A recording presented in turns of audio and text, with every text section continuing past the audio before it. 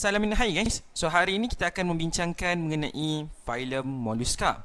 So Mollusca ini berasal daripada perkataan Perancis Mollux ataupun perkataan Latin Molluscus yang bermaksud soft.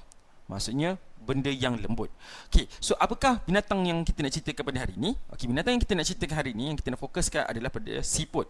Okey, so siput ini quite soft, quite lembut Okey, so antara filem-filem ataupun organism-organism yang di bawah filem Mollusca ini adalah siput, sotong dan juga kerang. Okey, kerang ni kita tak refer kat luar tu, kita refer kat dalam tu kat dalam tu kan lembut kan?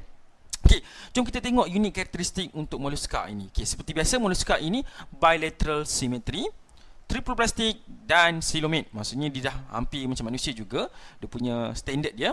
Tetapi dia tidak ada segmen. Okey, kalau kita tengok tadi dekat kita punya cacing, dia ada segmen. Dengan anthropod pun ada segmen, but this one dia tidak ada segmen.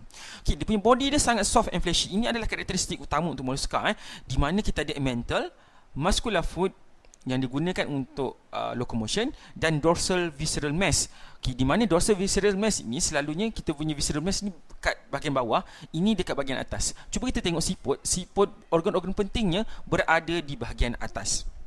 Okey, so mantle itu akan secrete calcareous shell iaitu containing calcium carbonate. Okey, kita tengok kita ada siput yang ada cengkerang dan kita juga ada kerang yang mempunyai cengkerang. So cengkerang itu diperbuat daripada calcium carbonate, di mana dia punya body cavity diperbuat daripada hemocoel iaitu hydrostatic skeleton.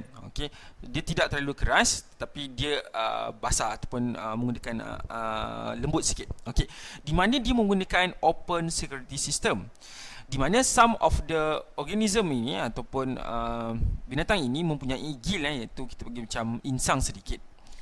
Okey, dan dia dah ada excretory organ yang kita bagi sebagai nephridia. Okey, so nephridia ini function dia adalah untuk buang metabolic waste daripada kita punya body fluid iaitu hemolymph. Okey, so Mollusca ini cara dia makan adalah dia menggunakan radula. So radula ini function dia adalah untuk scrape up the food. Okey, so radula ni mouth ni berada di bahagian hadapan. Okey, untuk classification of Mollusca ini selalunya dia terbahagi kepada 3 kelas yang utama, tetapi ada kelas-kelas yang lain. Tapi kelas-kelas yang utama ni yang kita akan kaitkan dengan manusia. Yang pertama sekali adalah Gastropoda, iaitu Achatina, iaitu siput. So ini adalah organism yang kamu kena ingat untuk dalam syllabus kita. So Gastropoda ini bermaksudnya kaki dia berada di perut. Gastro tu maksudnya perut dan poda tu kaki. Seterusnya kita ada sotong, iaitu squid, yang kita panggil sebagai Cephia. So Cephia ini nama kelas dia adalah Cephalopoda, iaitu kepala dekat kaki ataupun kaki dekat kepala. Betul kan? Tengok sotong, kepala atas, kaki dekat bawah. Dan seterusnya kita ada Anadara. So Anadara ini nama kelas dia adalah Bivalvia. Okey, apa maksud Bivalvia?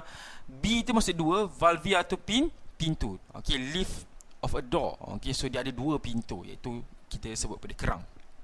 Okey, apa kepentingan Mollusca kepada society, kepada manusia?